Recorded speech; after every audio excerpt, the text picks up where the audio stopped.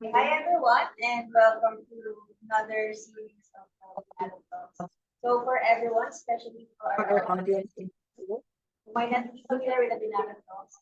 So the Binalog Talks is a series of discussion talks where we discuss different topics. It doesn't have to be about archaeology, but can be something related to archaeology. So today we have our speaker, Miss Rona Stanley. So Rona is a researcher specializing in stone materials used in the construction of Spanish colonial structures. She finished her Master of Arts in Cultural Heritage Studies at the University of Santa Tomas and has obtained a diploma in archaeology from the Philippine School of Archaeology. Her MA thesis, which focused on stone materials that were used in building colonial churches in Pangasinan, was awarded one grant to the National Commission for Culture and Arts. She has published studies about the adobe quarries of Maykawayan and is a contributor to the architecture section of the Encyclopedia of Philippine Arts Digital Edition. She is currently a senior faculty member of the University of Santa Cruz and is actively involved in various initiatives as a researcher and cultural heritage. Everyone, please run and welcome. Hello everyone, magandang tanghali po sa lahat. So, andito po ako ngayon para bahagi o mag-share tungkol sa Pantabangan. Before I start, recognize yung tourism officer ng Pantabangan. Sama po natin, Emmy. So, yeah. So, si Ma'am Emmy ay instrumental dun sa aming pagpunta dun sa Pantabangan para mag-conduct ng field research. No? So, let me start with ayan, bibigay ko lang yung lokasyon ng Pantabangan. Ano, yung Pantabangan ay nasa lalawigan ng Nueva Ecija na nasa gitnang bahagi ng isla ng Luzon. So, dalawa yung makikita niyong lokasyon ng Pantabangan sa mapa na nakikita ninyo sa ating screen. Yung una, yung nasa bandang norte, ay yung lumang bayan ng Pantabangan. Kung mapapansin niyo, napapaligiran siya ng tubig. Dahil yan na yung tubig na umagos mula doon sa dam para uh, uh, tabunan yung buong pamayanan noong 1970. At doon sa bandang south, doon makikita ngayon yung bagong bayan kung saan inilipat yung mga displaced communities na nanggaling doon sa lumang bayan ng Pantabangan. Dito sa mapa na ito ay mapa no 1899 map. Makikita ninyo yung bayan ng Pantabangan, yung bilog. Wala pa yung tila parang lawa o yung ngayon tinatawag nilang Pantabangan Lake. Because during that time, wala pa talaga yung reservoir. So, hindi pa nakikita sa mapa. But as you might have seen earlier, dun sa naunang mga mapa, nakikita ninyo meron ng parang lawa. So, yun, that's named Pantabangan Lake ngayon. So, in the 1899 map, wala pa siya. Although makikita na ninyo yung lokasyon ng Pantabangan dito sa area na ito. Merong, at ito yung mga veins ng water na ito yung mga nagdadala ng tubig mula sa dalawang bulubundukin ng Caraballo, ng Sierra Madre at sa Canong Cordillera. So itong lokasyon ng Pantabangan is really a strategic point kung saan pwedeng i-gather yung tubig mula sa mga bulubunduking nabanggit natin. So nung 1969, no, sa bisa ng Republic Act 5499 na isabatas yung development ng Pampanga River Basin. At dahil dito, dahil sa pag-aaral na rin ng National Irrigation Administration, no, napagdesisyon na magtayo ng isang reservoir na magsusupply ng tubig doon sa lower Pampanga River Basin. Kung saan, ito nga yung tinalagang lugar, yung Pantabangan area. At dahil masasagasaan nung gagawing basin ang lumang bayan ng Pantabangan, nagkaroon ng evacuation of the old settlement. So dito, sa mga screenshot na ito, makikita natin yung mga scenes ng paglikas at pagpapalubog sa lumang bayan ng Pantabangan. At ayon sa National Irrigation Administration, tinatayang 1,300 katao ang nilikas mula sa lumang bayan. So dito makikita ninyo yung mga trucks. These are military trucks that carrying people, no, yung mga residente ng lumang bayan para sila ay dalhin doon sa kanilang doon sa bagong settlement na itinalaga sa kanila ng pamahalaan kung saan sila lilipat. At yan ay nagaganap habang the area is being inundated with water.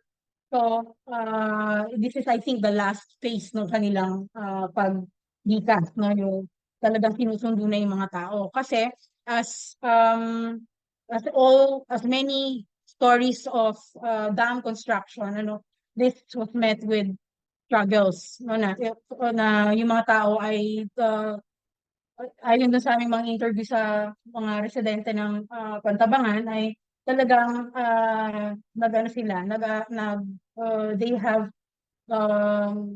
met a lot of struggles in about them being displaced from their original community.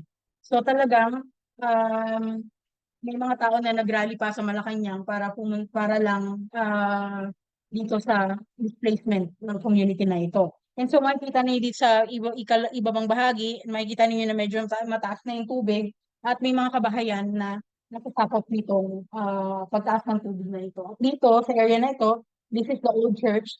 At kung makikita ninyo, ito ay napaliligiran na ng tubig. So, ito na halos yung pagpapalubog sa buong pamayan.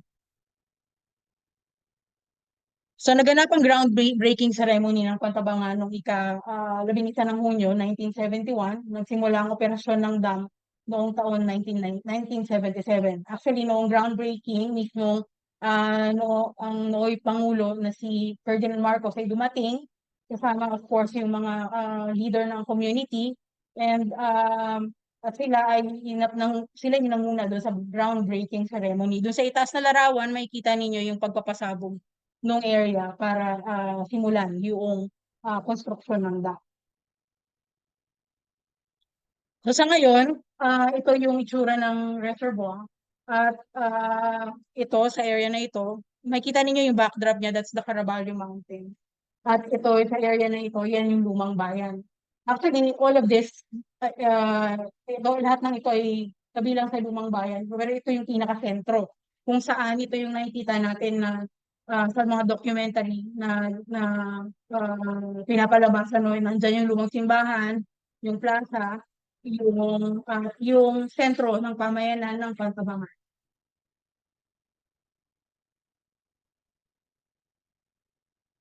So bago makarating doon sa lumang bayan, kailangan sumakay ng bangka, no? At dahil sa pagdagsa ng mga tao doon at para makita yung lumang bayan ng Pantabangan, ay nagkakaroon na rin ng mga bangka na maghahatid ng mga turista mula doon sa main land patungo doon sa islet na kung saan andun yung lumang bayan. So, pag gusto niyo pumunta ron, may mga bangka na pwedeng masakyan para ihatid kayo dun sa lumang bayan. Actually, when we went there last May 19, may mga nakasabay, being a Sunday, maraming kaming nakasabay ng mga turista na nandun din para, out of curiosity, para tignan yung lumang bayan. Because as they said, now, in this year, 2024, mas lumitaw yung bayan dahil nga sa sobrang init. So, mas maraming mga features ng lumang bayan din ang lumitaw. Hindi lang yung laging nakikita natin na parang tuktok ng simbahan. So this is the view as we were approaching the old town. This is the church. And then andito yung iba pang mga istruktura, mga guho ng istruktura. At dito sa bandang kanan makikita ninyo yung mga turista na pumaparoon sa isla para makita yung lumang bayan. So yung mga susunod ay mga labi ng struktura ng Pagtabangan. Ito ay sa satellite map na care of the Tourism Office na ng lumang bayan kung saan naka-layout yung mga dating mga istruktura bago bahain dun sa lumang bayan. So makikita nyo, this is the church. This is St. Andrew's Church, San Andres Apostol, and then this is the Municipal Plaza, and then this is RHU, yung Rural Health Unit, Municipal Hall, and then itong mga ito dito yung lumang sementeryo, makikita rin natin yan mamaya. And then itong mga other barangays whose names were retained when they were transferred to the new town. Ito naman yung ilan sa mga guho ng ito yung ilan sa mga guho ng Lumang Bayan, itong bakod na papunta dun sa auditorium na tinatawag nila, dun sa plaza kung saan nagaganap yung mga events na pamahalaan o pambayan. And of course, that's the church over there. Ito yung from the inside of the view from the inside of the plaza or the auditorium. At ito yung general view from the outside. This is general view of the plaza o nung auditorium. Makikita ninyo ito yung mga turista. Itong area na to yung pinaka-stage nung kanilang auditorium. And then this is the Rizal Monument. And behind that, this area would be yung pamahalaang bayan o yung munisipyo. So ayan, yung mga turista na nagpapa-picture dun sa dulo ng stage. And this is base dun sa mapa na pinakita ko, satellite map na pinakita kanina. This should be the Rural Health Unit ng Lumang Bayan ng Pantabangan. And ito yung itsura ng bahay pamahalaan o ng munisipyo ng Lumang Bayan. This is the image care of the Tourism Office.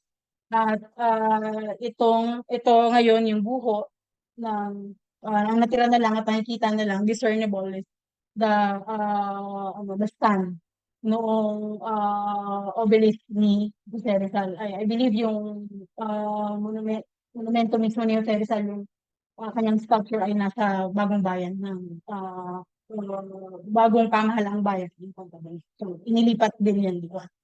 So, hindi naman agaran yung paglipat, ano. Although, syempre, bilang kung ikaw yung original na residente, lahat ng ito ay bago sa'yo.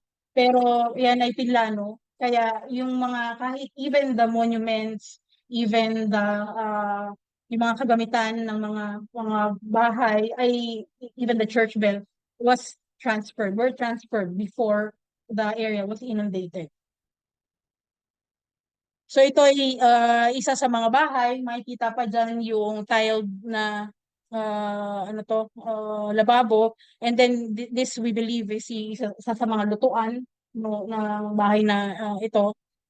And then we also found remnants of imbakan ng tubig, sabi nila balon, or this could also be imbakan ng tubig. No? And makikita natin dito yung hagdan, which tells us na merong ikalawang palapag yung mga bahay. Hindi naman lahat, of course, pero there are most of the houses there in the early 1970s have second floor. So may ikalawang palapag. So this is the view from to the cemetery. This is the cemetery na hindi na namin napuntahan, no? Pero meron tayong image niyan from CNN. So mula dun sa Lumang Bayan, itong of course before this is connected by a portion of the land. Sorry. So this is a drone image taken by CNN ng lumang sementeryo. Ito yung mga tombs, dito yung yung mga tombs na kung saan yung mga katawan ng mga yumao ay na-exhume naman, and then they were transferred to the new town. So ano siya, empty, no?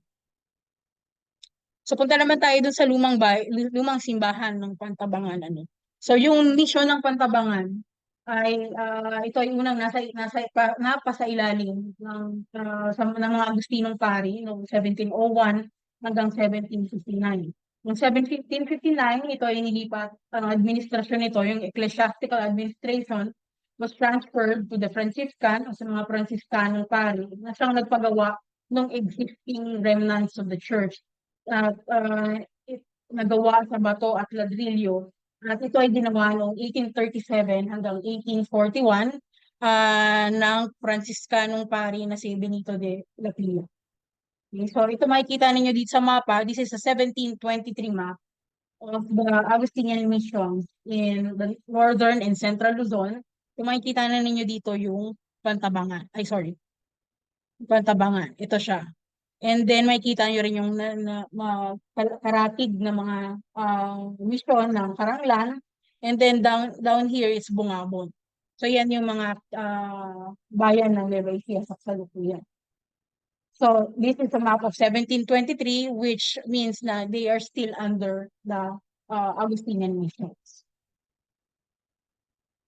So ito yung larawan ng lumang simbahan ng Pantabangan bago maganap yung pagpapalipat sa kanila. Okay, so ito yung itsura niya. And then sa ngayon, ito na yung ruins niya. So makikita nyo to, this photo was taken from the Rizal Monument at kung saan nasa likod niya, nandito banda, yung municipal building. So ito, this is a screenshot before the area was flooded. So makikita ninyo medyo buo pa yung simbahan. No? And then this is an image taken from the book Simbahan by Regalado Trota Jose na kinuha ng may akda noong 1983. So makikita ninyo wala nang bubong pero nandun pa rin yung features niya, kita pa rin yung buttresses and halos buo pa yung shell ng simbahan. Ito naman sa unahan, ito yung harapang bahagi. Actually, this is the apse o yung likuran ng simbahan. And then, just to give you an idea how it looked like, the facade looked like, ito yung harapang bahagi ng simbahan. So, yan. So, nung 1983, nung pumunta si Sir Ricky dito sa area na to, it's already ruined. No? Ruined na yung area. Of course, natabunan na yan ng tubig. Pero during the time when he went there, this was also the time na kung saan mababa ang level ng tubig. Kaya kunan ng larawan yung lumang simbahan.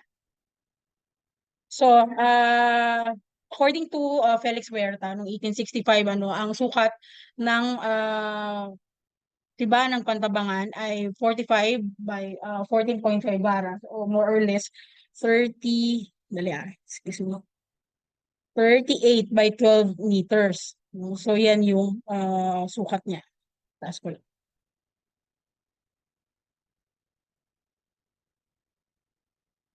So sa ngayon, ito yung natitira na itsura ng buho ng simbahan.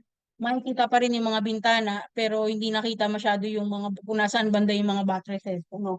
Pero makikita ninyo, this area is full of river stones. Kasi itong river stones na yan yung naging kalaman ng simbahan. So, as we know, no, yung walls ng simbahan, there are external, internal walls, and in between those walls, ay yan yung tinatawag nating buhos ngayon. No? So, yan yung mamposteria. So, kaya maraming makikita sa area na river stones, not only because of the river, but also most likely is of course from the construction of the church. So, gaya ng description ni Felix Huerta doon sa simbahan, ito ay ang lumang simbahan ay gawa sa bato at ladrillo. So, right now, it's still very much discernible. Kung makikita ninyo yung halong construction niya ay halong river stones and bricks. No? I was able, through the generosity of the town, I was able to get a sample of the bricks and na may kasamang lime that were used para as a mortar. So pwedeng pag-aralan yung scientifically pwedeng pag-aralan yung mga materyales na ginamit sa pagtatayo ng simbahan.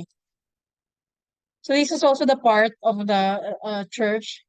So brick part ito ng simbahan, ito ay matatagpuan doon sa bandang facade ng simbahan. So dalawa siya actually, dalawang column yan. So maaaring yan yung naging entrance ng simbahan. by entrance, I mean yung bakod na entrance, not the facade.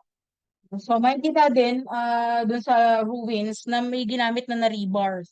Yung sa area na yan may mga ano to, bakal. So rebars which could indicate na ito ay hindi na itong parte na ito ng guho ay hindi na mula sa Spanish period.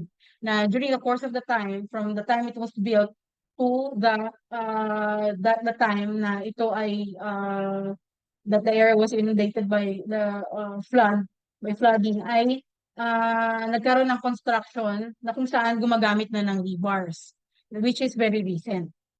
So may mga this also tells us na hindi lahat ng bahagi ng simbahan goes back to the Spanish period. So ito naman yung lumang bell. This is a screenshot from the video, from a YouTube video of the old town na kung saan inililipat na yung bell. I mean, tina-transfer na yung bell from the old town going to the new town. At sa kasalukuyan, yung bagong simbahan ng San Andres o yung St. Andrew Parish ay houses the same bell.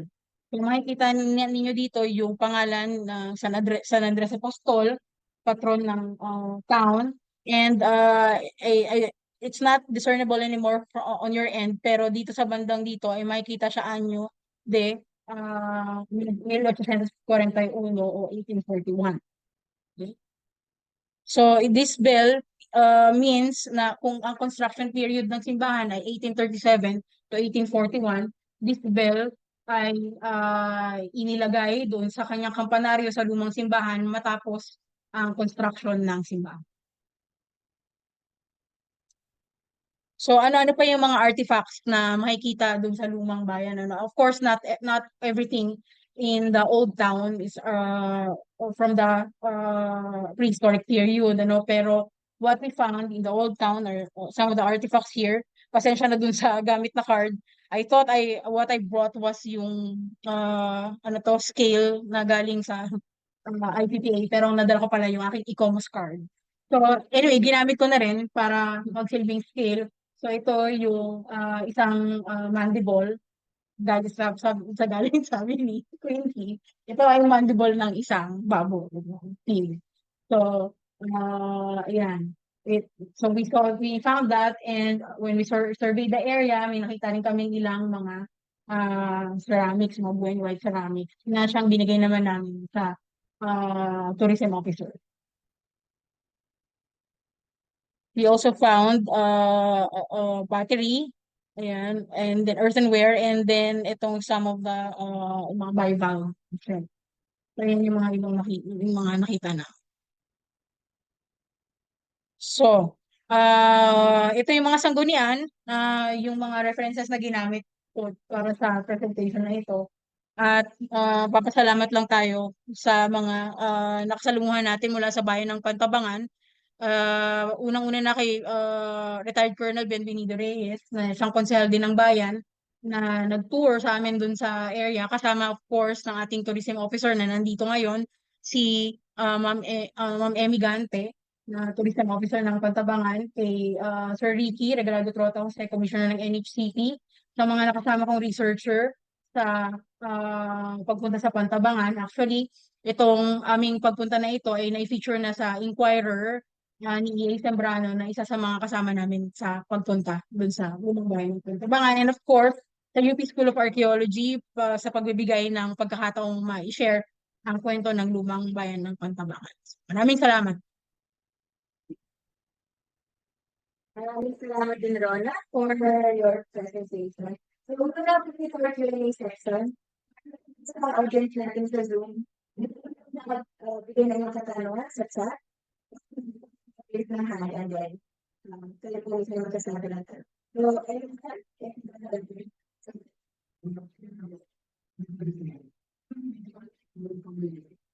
Ano lang sir, from the south of the original settlement, yung sa medyo mataas na lugar.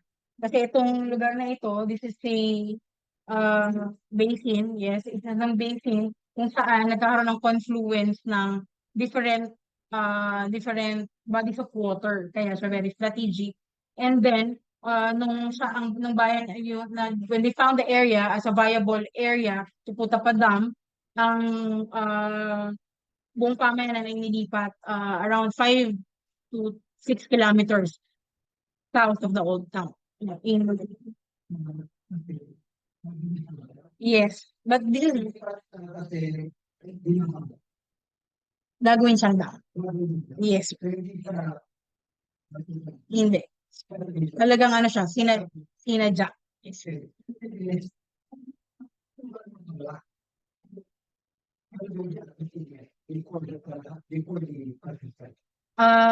Base dun sa 1723 map na nakita natin, meron ng simbahan. Although, yes,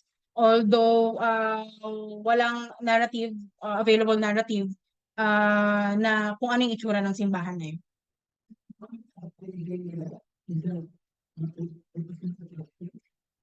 Yes, sir. Yes, sir. So, no matter, kahit ano pang, it doesn't mean na yung simbahan na nandoon ay what it really look like. Ibig sabihin lang, meron silang mission doon. At when there's a mission, there's a church, no matter how provisionary the church is. So, maaaring hindi siya gawa pa sa bato, or but I assume in those years 1701 to 1759 meron na yung batong simbahan, although hindi pa yun yung nandoon yung ruins na kasalukuyan.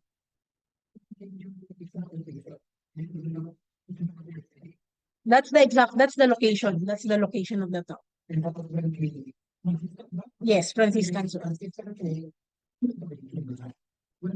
Walang nabanggit as to the transition of the Augustinian and the Franciscan, about the church. What was said, what has a narrative historical account is that noong 1759 ay inilipat na yung pamamahala from Augustinian to the Franciscan, and then the Franciscan built a church of stone and bricks and stone. Yes. Mhm. Bricks and dito sa area nito actually ng Nueva Ecija ay very common yung paggamit ng bricks. Actually dun sa karatig na bayan ng Bungabon, the church, uh, i- most of the parts of the church are built made of bricks. So we assume meron dyang kiln somewhere. Pero wala tayong historical account to support that yet.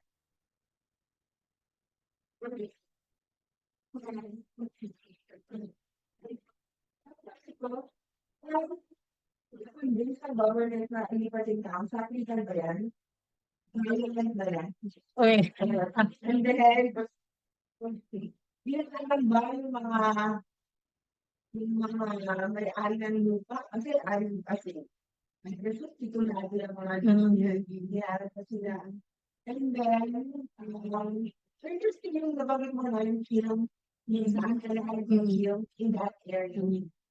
And then yung third question ko, what are you sa lugar na yan, in terms of heritage, according to years of the church, nalulungkot pagdating ng kanina ay Kabayo ulit. Yes.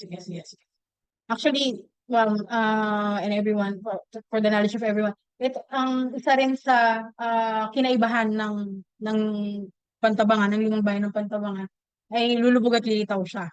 Hindi siya yung katulad ng ng ibang mga lugar kung saan nandun lang kung gusto nating makita. Pero yung mga ibang tanong siguro ni Ma'am regarding dun sa pag yung sa mga titulo ng lupa. Ang masasabi ko lang doon sa about the relocation is based on our interview with the some people in the community, ay syempre hindi nagustuhan ng mga tao yung pagpapalipat sa kanila. At gaya ng nabanggit ko, nagrally pa nga sila sa Malacanang para lang hindi matuloy yung paglipat. But then, mukhang it was already a done deal during that time. At sinuportahan pa nga ng pagsasabatas nito. At so, I guess wala na nagawa ang town. But Yeah, siguro ito si Ma'am Emmy Nagante ng Tourism Officer at Residente ng Pantabangan. So, bibigyan ng clarity yung ating tanong.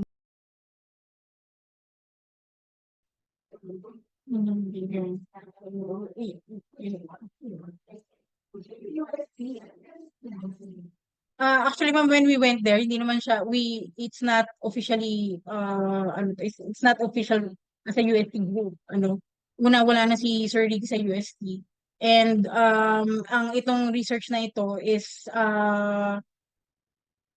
just a preliminary survey of the area, and what we really do is to write about it, pero wala kaming conservation plans.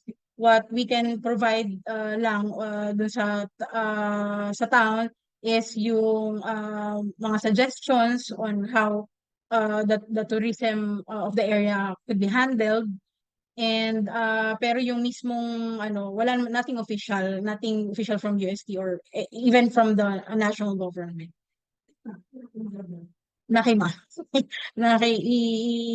Inipon namin doon natuwa lang kami kasi may mga nakitang mga blue and white. Actually, si Sir Ricky pa nga yung naunang kumuha ng mga ganyan. And then, binigay namin kay ma'am para maitago in the future reference. Mm. Yes. Yes. Yes, ma'am. Oo.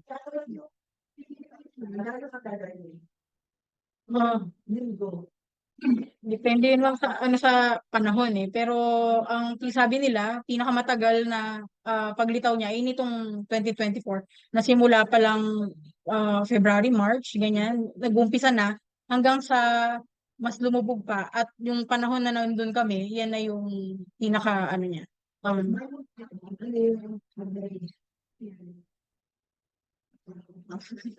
Ilang buwan kaya kayo mga? Every year, unpredictable, pero ang mga destination so Mm. Yeah.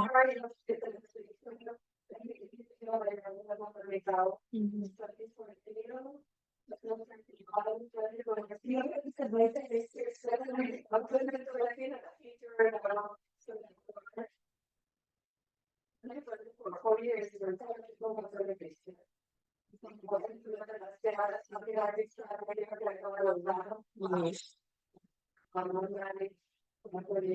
Yes. Yung, regarding mo hanggang sa sarili tao,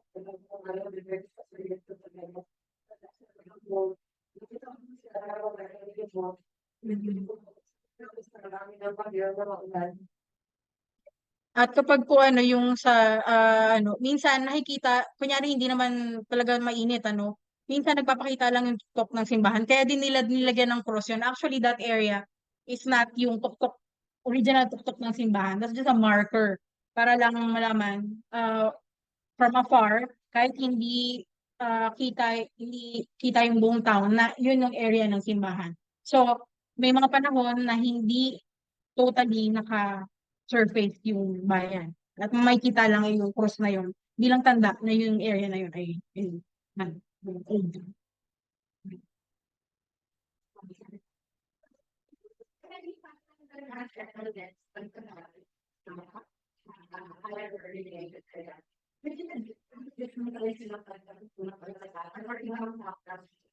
Nasa Pantabangan pa. Mas mataas lang yung lugar.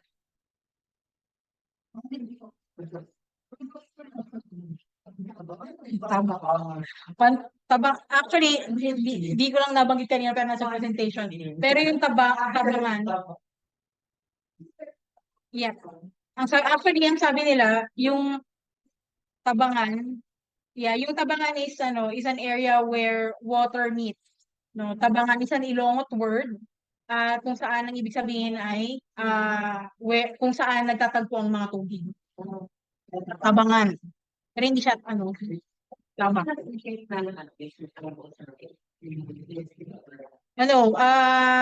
Well, as researchers, no, that have been doing, especially in the case of Ricky Jose. He has been doing this for 4 decades already, and I myself has been doing this for more than a decade. And we have formed a network. We took this as an opportunity, gaya nga ng sabi ni Ma'am, bihira yung pagkakataon na ito. So we took this as an opportunity to conduct a research on our own so that we can share it like what I'm doing right now and what EA Sembrano has done in publishing it in the Inquirer para mabigyan pansin yung mga ganitong uri ng heritage area. So, pero it's not an official research headed by UST, no? Nagkataon lang na kami, ang grupo na pumunta ron, na kami ay lahat ay graduate ng UST because all of us were thesis advisees of Ricky Jose. And whenever there's an opportunity for us to go to places like this, we took it as an opportunity and then use it in our paper, in research, in writing journal articles, no? So, yun. No,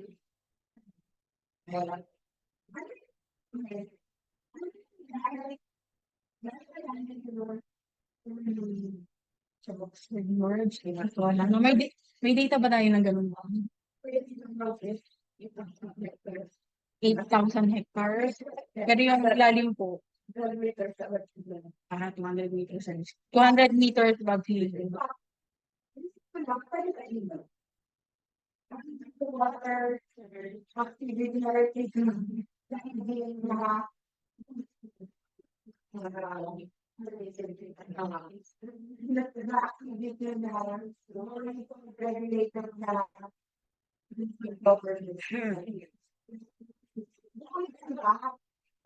Hindi mo siya po, ma'am. Yung ruins siya. Because of the pressure of the water through time. Pero buo siya nung when the area was inundated. Cementerio, buo din siya. Doon pa rin yung mga tombs, pero empty na. But we can still discern. They were exhumed and then transferred to a new cemetery in the new town. Di ba, ma'am? Yes, ma'am.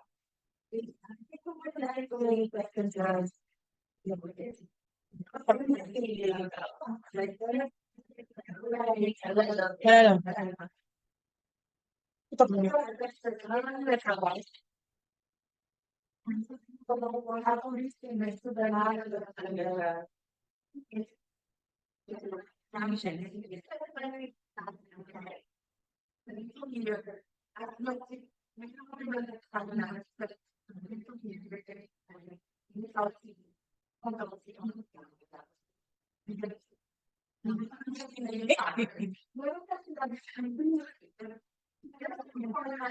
Wala itong formal na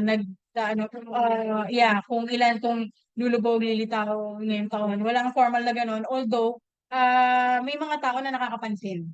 Mga tao na nakakapansin na napapadalas nga yung paglitaw ng taon. So, na mas madalas. Frequency. Oo, pero maganda nga yan. Yes.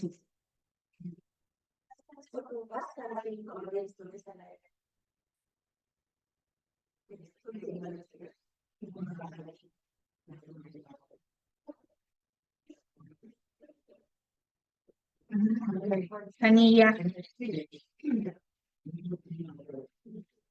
Yun, ma'am. Note natin.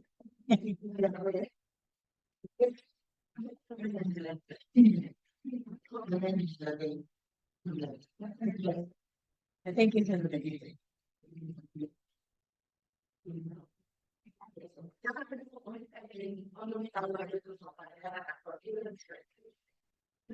Ma'am.